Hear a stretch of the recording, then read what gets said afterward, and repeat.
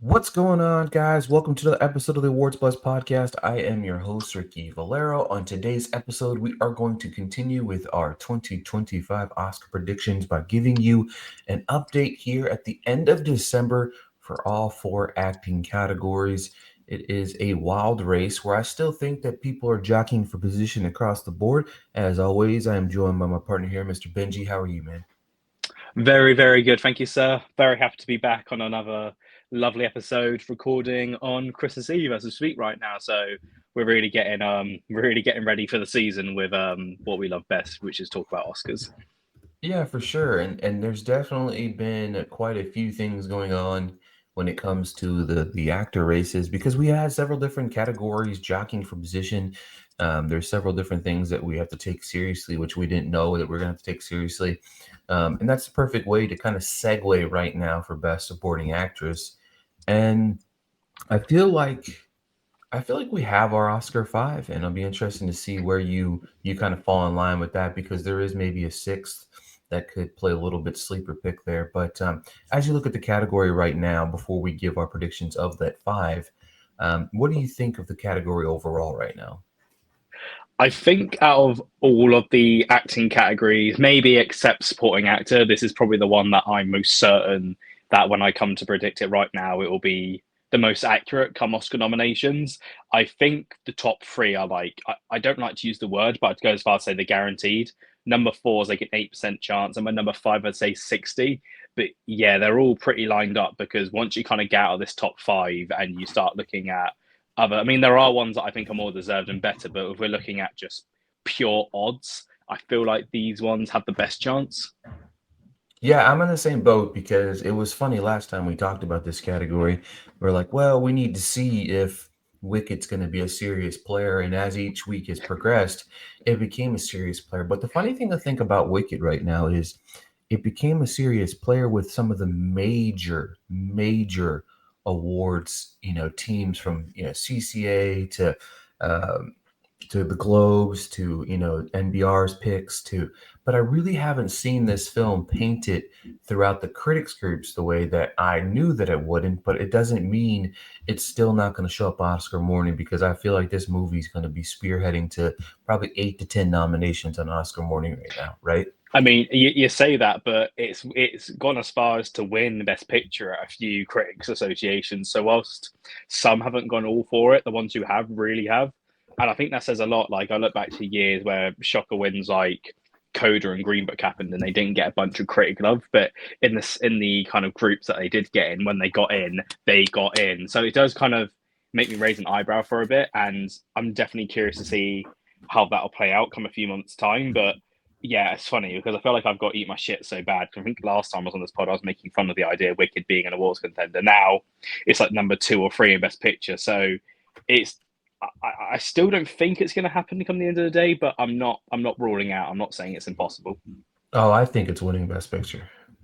Oh We can talk wow. about. I think we'll talk about that during the best picture episode. But as of right now, that could change by the time we talk about best picture. But I do believe so. All right. So what we're gonna do, like we did last time we were on the show, I'm gonna make Benji give his first five in, and then he's gonna give us one wild card that he believes that could potentially swap out with somebody in there, and then we'll talk about our winner after that. But first, we're gonna give me your first five in. So my number one to predict at the moment is still Zoe Saldana for Amelia Perez. That could change. I'm very much looking to see what the Golden Globes do and Critics' Choice because I feel like there'll be a really big decider to see kind of where this goes. I feel like one of them. I don't feel like they're going to split. I think one of them is just going to sweep. But for now, I'm going to put my bets on Zoe Saldana. Number two, Ariana Grande for Wicked. Number three, I have Felicity Jones from The Brutalist. Number four, I have Isabella Rossellini for Conclave. And number five, I have Ingenue Ellis Taylor for Nickel Boys. And then my wild card that I think could swap them out, and I feel like a lot of people are going to be surprised I didn't put this certain person in. However, with the lack of love this movie's getting, and as stuff she's already got the Golden Globes, I'm already getting concerned, and that's Daniel Deadweiler for The Piano Lesson. Yeah, so right now we have kind of the same five. I have Zeldana locked in at number one.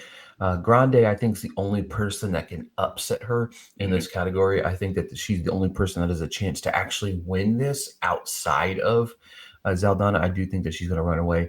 I do have Felicity Jones locked in at number three. I do have Anjanou Ellis Taylor and Daniel Deadweiler. I don't. The Isabella Rossellini thing is something that's weird to me. I think it's just going to be all dependent on the love for this film, right? I think I that if it's agree.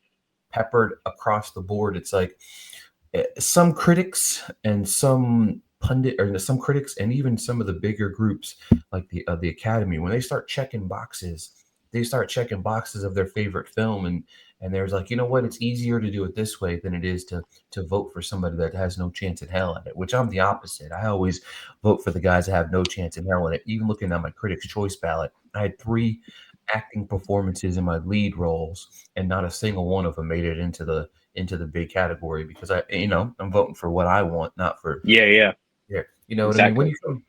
When you come down to voting, you know what I mean. To me, it's about what the awards are, the performances that matter most to me. I think the easy way is to obviously go Rossellini as my number six, but I think there's one wild card that I don't think she's being looked at in some places, and that's Natasha Leon for his three daughters. I still think that she has an outside chance just because I think that this screenplay could get in. And if it's going to get a little bit of love, maybe it doesn't go conclave Mhm. across the board. Because I'm sorry, but Rossellini's fine in conclave, but I don't think that it's flashy enough. But that No. doesn't necessarily mean anything because, I mean, what do we know? You know what I mean? We don't know nothing about nothing. You know what I mean? Because even Anjanou Ellis Taylor, she's got less than 20 minutes inside Nickel Boys. And but those less than 20 minutes, her impact on that movie is out of this world. But I got Natasha Leon as for his $3 as my wild card right now, sitting on the outside looking in. But I'm with you though. I feel like there's a solid the top three's locked. There's probably maybe three, maybe four jockeying for those last two spots. But I feel like it'll probably get, by the time it comes down to predicting Oscar nominations the night before, I feel like with other nominations and wins that we've seen at other ceremonies, because this happens every year, you can usually predict Best Supporting Actor, Actress 4 out of 5, 5 out of 5. Like the only year that I remember being like completely blown away with the supporting nominations was 2022, when you had like Judy Dench, Jesse Buckley, J.K. Simmons getting in. Like that was just crazy. But more often than not, these things get tied up pretty quickly.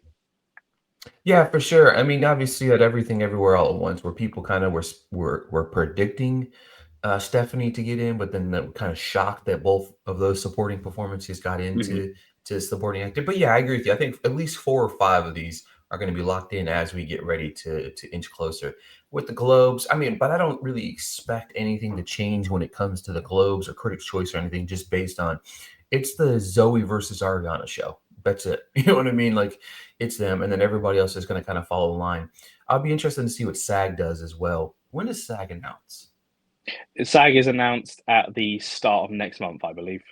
All right, perfect. All right, talking about a category that, according to Vegas, I told Benji this before we got on there. According to Vegas, right now, there's one person in the Best Supporting Actor role that has an 83% implied odds to take home the Oscar already. I mean, if you bet in Vegas, you bet $1, you're winning 20 whopping cents off of this guy. But we're gonna talk about Best Supporting Actor. Benji, what do you like about this category right now? And to me, it's kind of a weak category outside of maybe those top few people. I sort of agree. So I think so. My top three, without being biased, I genuinely do think they are great performances. My number 4, 5, and then onwards down the list, I do think isn't particularly strong. And in a way, it's kind of refreshing because usually each year we're kind of having to complain saying the male acting category is really strong, female supporting is weak. This year is actually kind of different, which in a way is kind of nice. But yeah, no, not a particularly strong category. Without kind of going too far ahead, I do have Kieran Culkin as my number one, but saying he's 83% guaranteed to win, I think is just ridiculous because right behind him, and I feel like this will be an interesting conversation for me and you to have one day because I remember you said you weren't a big fan of the Bruce list. I was able, thank God, to get a screener of it a few days ago, and I'll be honest with you, I loved it, and I thought Guy Pearce was the best actor in that. So if there's somebody who's gunning for Kieran Culkin, it's Guy Pearce. I definitely think that he's gunning for Guy Pearce. I mean, and how I feel about a film and predictions wise are always different, obviously, because I mean, looking at the list, I just, The Brutalist is one of the most overrated films of the last decade. I mean, it's absurd. However, if I take my goggles off and put the Academy goggles off, I mean, it's the most Oscar baity movie of Yep. the season. So because of that, it's going to be nominated for a lot of Oscars, and there's several things about the Brutalist I don't like, but we're not talking about what I do or do not like today. But when I look at this category, there's several different names, and there's one name that's being talked about in some circles, and one name that's not being talked about in some circles that I definitely do like. But that's not the only performance on this list that I think is a waste of time. But that being said, I'll go ahead and give you my five that I have in currently right now. I've got Kieran Culkin in right now, locked in at number one. I do believe I have him winning as well. I have Guy Pearce number two for The Brutalist. I have Clarence Macklin for Sing Sing 3. I have Denzel Washington for Gladiator 2, coming in at number 4. I have Edward Norton for A Complete Unknown coming in at number 5. And then a wild card, I have Euro Borsa for Honora. Hmm. So mine is the same, but just mixed around a little bit. And there's somebody I've left out that I think some people will be surprised, but I do feel like I'm justified. And as the season goes on, you're going to see why. So anyway, number one, I do have Kieran Culkin for A Real Pain. Number two, I have Guy Pearce for A Brutalist. Number three, I have Clarence Macklin for Sing Sing. Right, this is where it goes where it gets a little bit derailed. Number four, I have Yura Borisov for Honora. Number five, I have Edward Norton for Complete Unknown. And then my number six, who I think is kind of just trying to scratch his way into the category, is actually Denzel Washington for Gladiator 2.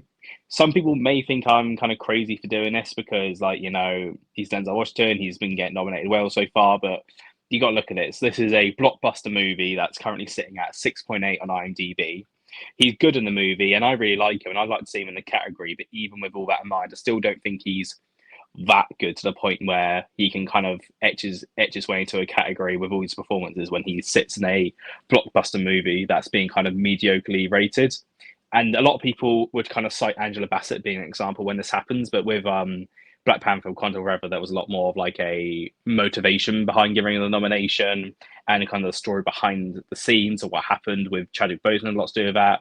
That one particular scene with her in Black Panther also got the nomination. So comparing her and Denzel, I don't think is particularly fair. So whilst I don't think it's impossible Denzel gets in, I don't think it's particularly guaranteed or even likely, which is why I've got him at number six. Yeah, I think I'm on the flip side of that. Just based on it's Denzel Washington, I think that warrants a nomination just because, Mm-hmm. and not for me, obviously from the voting category because I look at the simplicity of the minds of some of these voters. You know what I mean? Even though I think Denzel gave one of the best supporting performances of the year, but as I've watched movies and progressed, I mean, personally, I'm like. I think Kieran Culkin and Edward Norton kind of stand up above the rest. I think Brian Tyree should be in the conversation. But again, I don't get a vote here because we're talking about the Academy. It is fitting real quick, and we'll fit this conversation in just in a brief second here. But one of the things that Benji and I talked about on this podcast for the very first time when we were talking about supporting performances, we were talking about lead performances, we were talking about The Apprentice.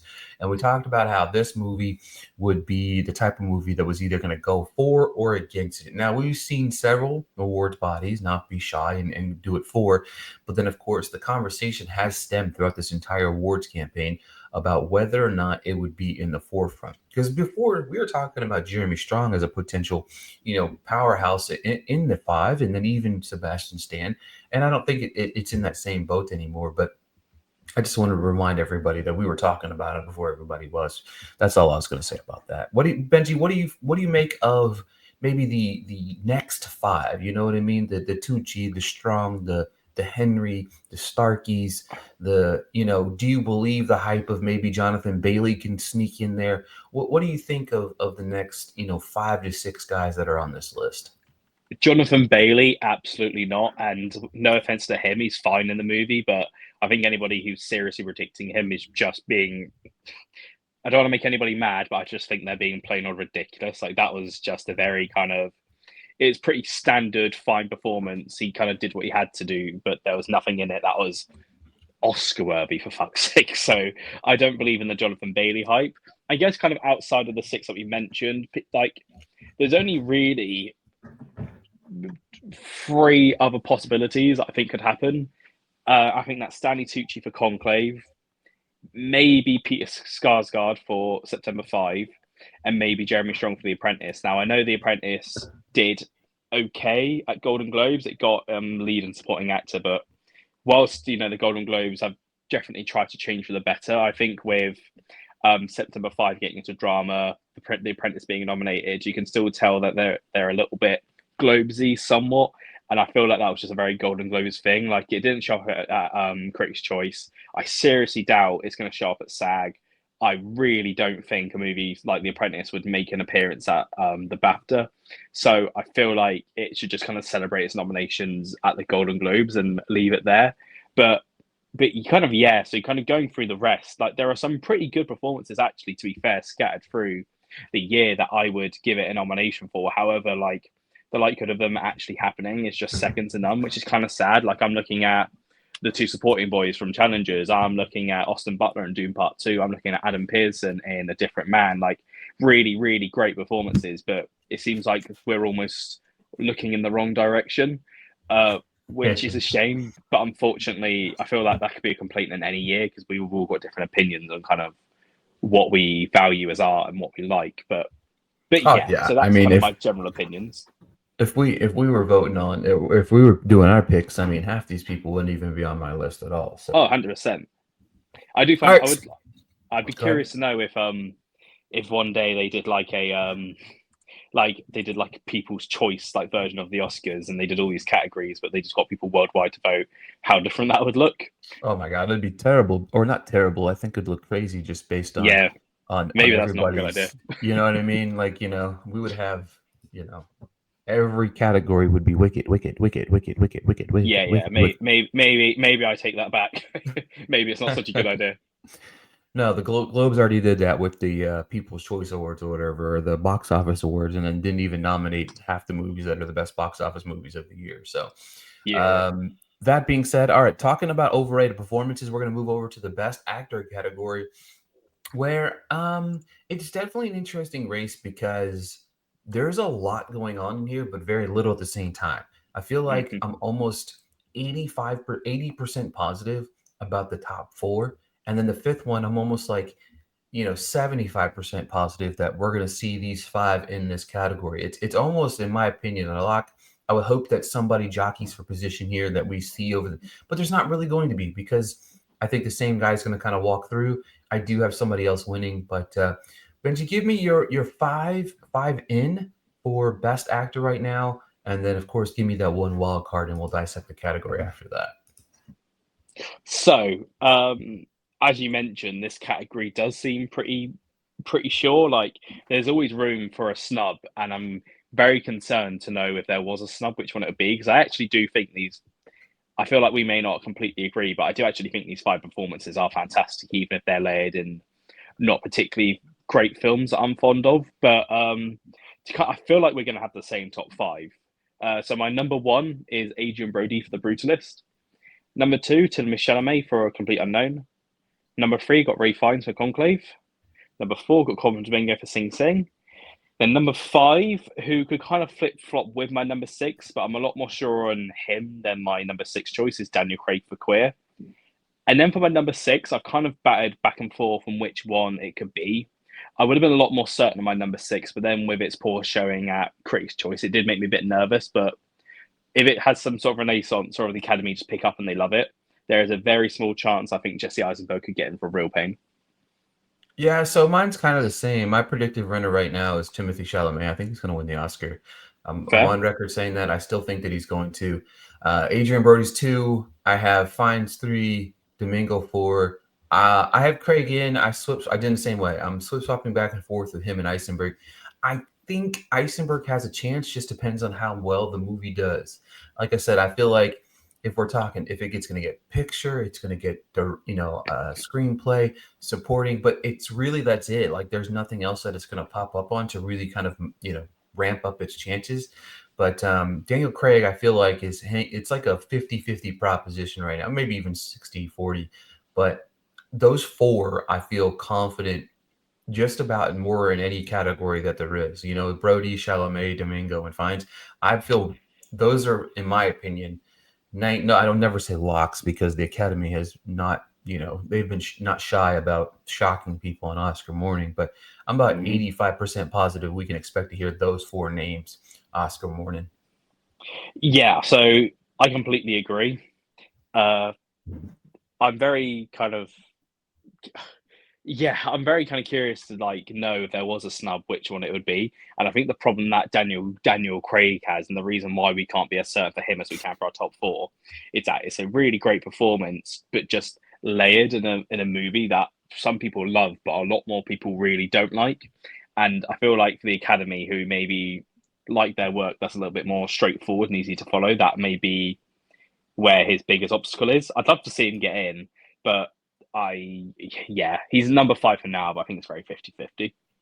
Yeah, and we're also talking about a film that's not going to be peppered everywhere either. You know what I mean? It's definitely Mm-hmm. a film that could easily be thrown to the wayside just because that probably isn't getting very many other nominations. And again, when you're talking about some people that just vote based on their favorite films, I think Jesse Eisenberg pops up more than Daniel Craig does. Does it necessarily mean he's going to end up in the five? No, but it also I feel like Eisenberg's name will be written down a little bit more, especially when you look at the category when it comes to the Oscars, not when it comes to my opinion or Benji's opinion.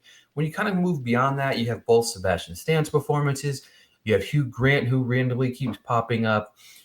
From there, it's a very weak category. Like there is just kind of lacklusterness in the lead role where of the films being actually considered, not films that we like per se, but it's kind of a weak category when it comes to stuff like that because again, for the most part, the same same four are showing up, and then you can intertwine Craig, Eisenberg, Stan in those, and sometimes Grant for that fifth slot. But I'm definitely intrigued to see where they go. But again, pretty I'm pretty confident about where that's going to go right now.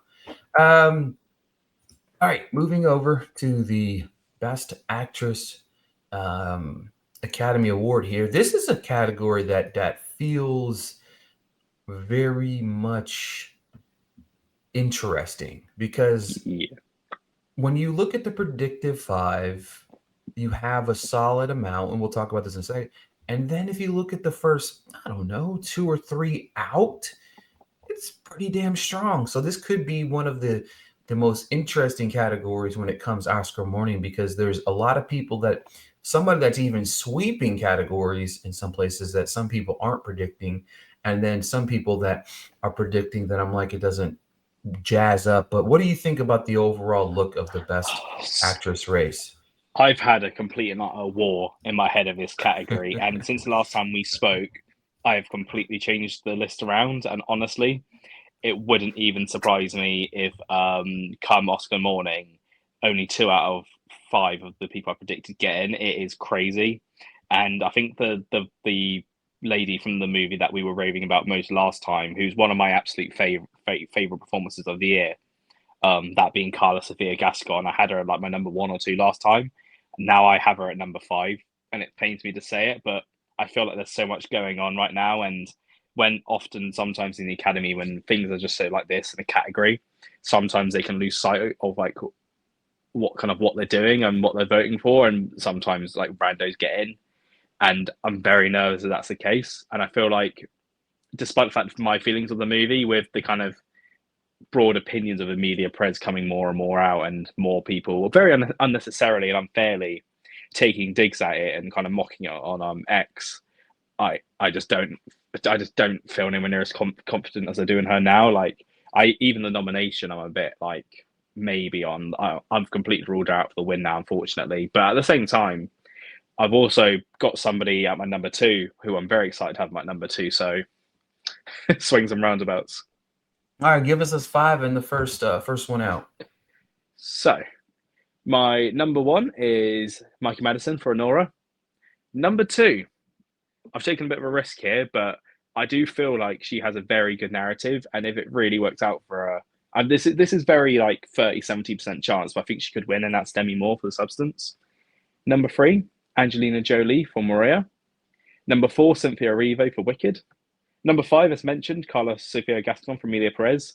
And then my number six, who I'd love to see swap out for somebody else, um, probably my second favorite performance of the past year is Marianne John Patips for Hard Truths.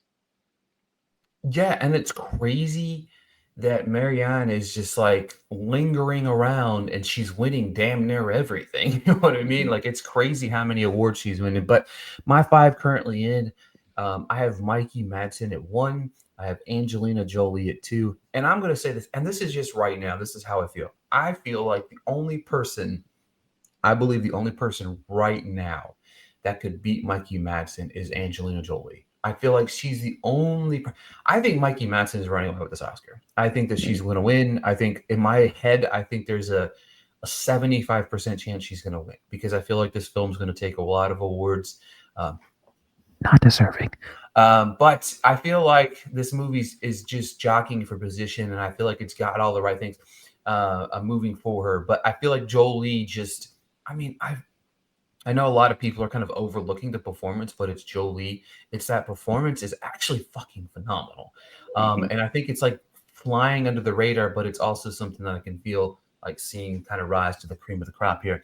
I think for me, Cynthia Erivo, she's in, it's Wicked. You know what I mean? I feel like, again, this movie's going to probably get about 10 nominations, which might put my head through a wall. But I have Carla Sofia Gascon in at four. I think the only thing that I feel confident about her is this film is continuously showing up at the major awards shows. You know what I mean? All of the major award shows, Emilia Perez is showing up top to bottom. So because of that, I feel very confident in her. But again, I would not be surprised if she's one of the snubs Oscar morning. Um, and then my five is Marianne Jean Baptiste. I just feel like there's a momentum there right now. Nice. I do believe that I think the momentum's there. I wouldn't be surprised if she wins SAG. I really wouldn't. I feel like she has every opportunity to win. Again, I'm very much Mikey's going to run away with everything, but the love that she's getting is quite impressive, and I like it a lot. You I do have. Go ahead.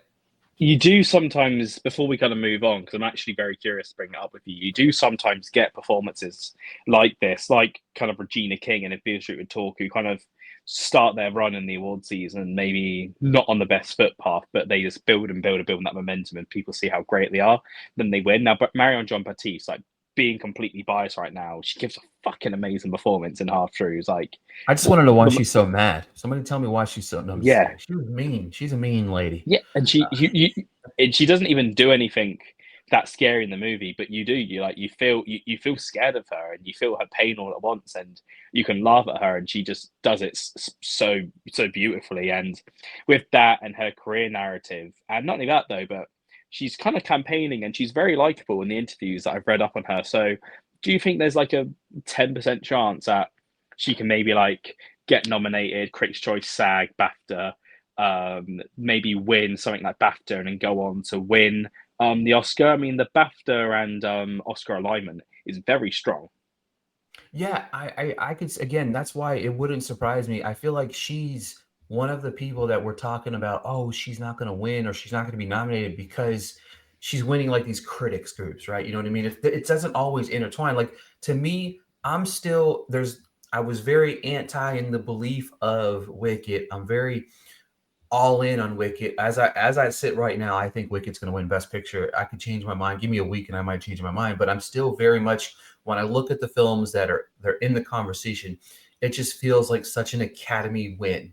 It does, you know what I mean? And I feel like Yeah, whether you like the film or not, again, that just throw it out the window. I'm currently predicting it to win just because I feel like of the films that it's against, it could easily because like director, let's just give it to Baker or give it to Colbert, or, a Corbett, just give it to them or whatever. But I just feel like picture, you're talking about a little bit of a different beast when it comes down to picture, and that's why I look at it. But if that just can win, BAFTA or maybe push strong at SAG, like it wouldn't surprise me that she's vaults both of our things from like, hey, she's number 5 or 6, and then she skyrockets to number 2 because again, as I said, it's Mikey and the rest right now, right? Yeah. But if somebody, and because there's nobody really outside of Marianne, but I don't feel confident in her nomination as I have her 5 right now. You have her on the outside looking in. I have her at 5.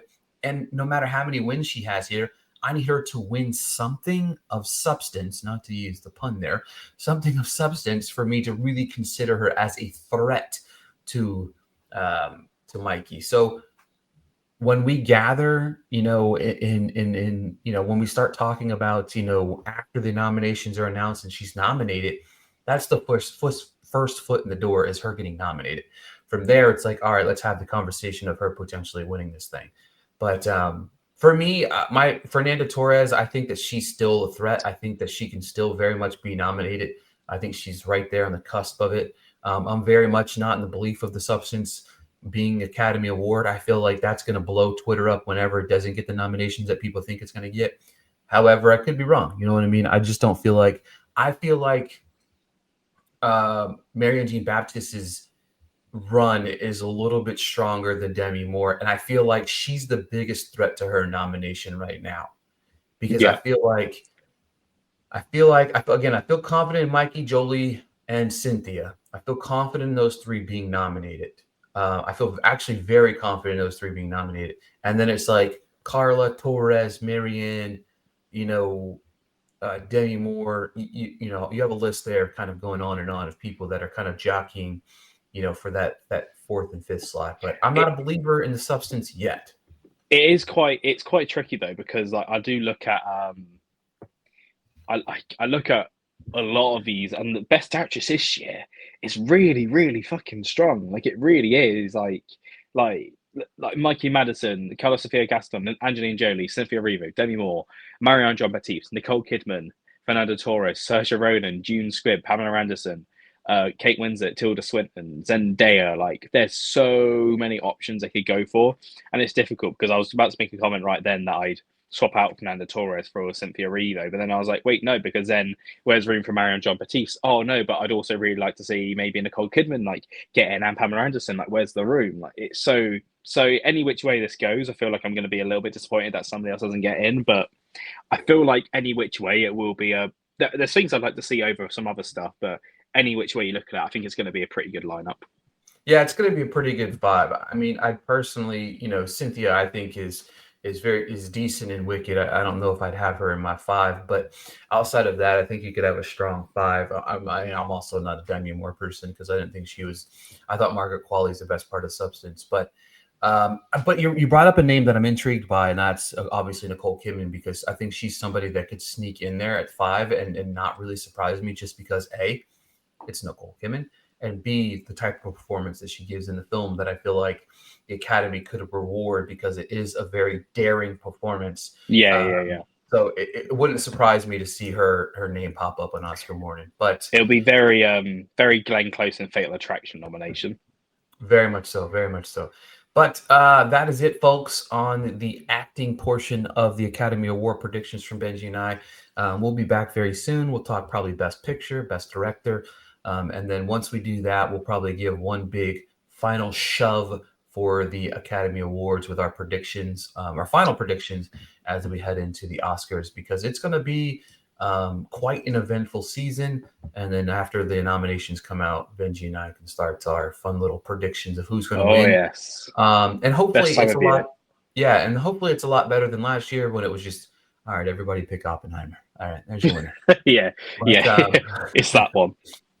yeah, we all know who's going to win. But as we shift that way, it'll be fun to talk about. Thank you guys so much for listening to the Awards Plus podcast. Thank you so much, Benji, for joining me. We'll be back very soon. Thank you very much.